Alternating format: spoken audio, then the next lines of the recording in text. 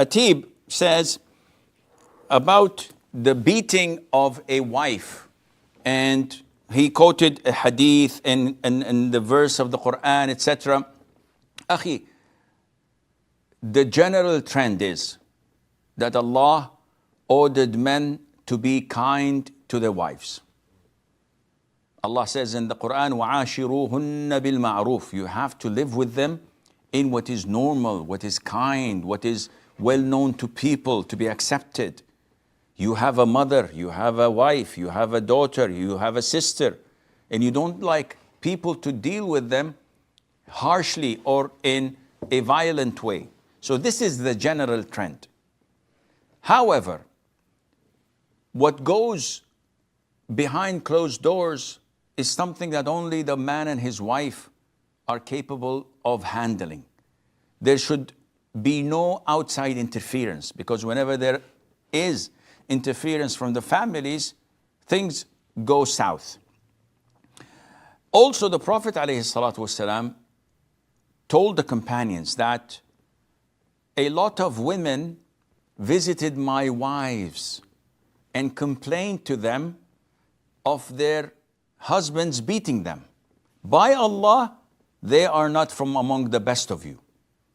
Meaning these men who beat their wives are not among the righteous, the pious, those who are God-fearing. And this is a strong warning from the Prophet ﷺ. Now, when we judge things, we don't as Muslims refer to the United Nations. We don't refer to the Geneva Convention. We don't refer to man-made laws made by the disbelievers and the kafirs. We refer to the Quran and the Sunnah. So if you go to verse 34, chapter 4, I'm giving you the reference.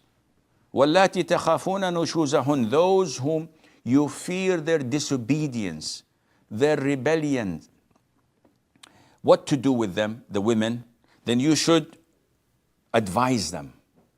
You should give them counseling. You should remind them of Allah, of how bad this is, how sinful it is, and that they are doing something that Allah does not love. فَعِظُوهُنَّ. If this doesn't work, وَهْجُرُوهُنَّ فِي الْمَضَاجِعِ.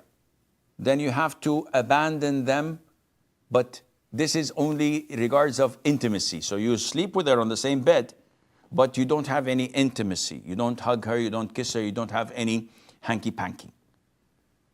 And this goes on like the issue of advising her for a while, not for a day or two, or for a moment or two, maybe for a couple of weeks, 3 weeks of advising, didn't work, then abandon being intimate with her for 3-4 weeks.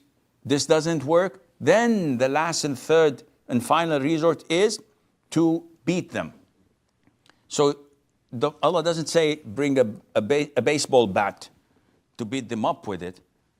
Ibn Abbas, when who is one of the great interpreters of the Quran, was asked how to beat them, he said, with this. You see this twig?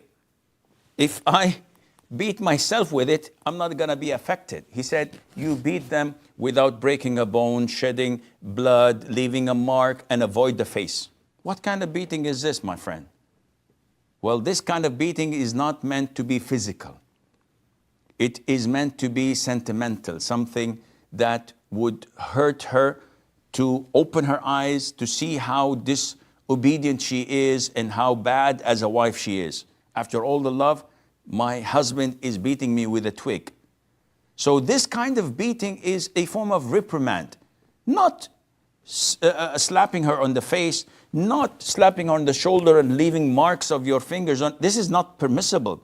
It should not leave a mark on the body. It should not shed blood. It's only to reprimand, and this is for the purpose of getting things back to normal rather than divorce, and Allah Azza wa Jal knows best.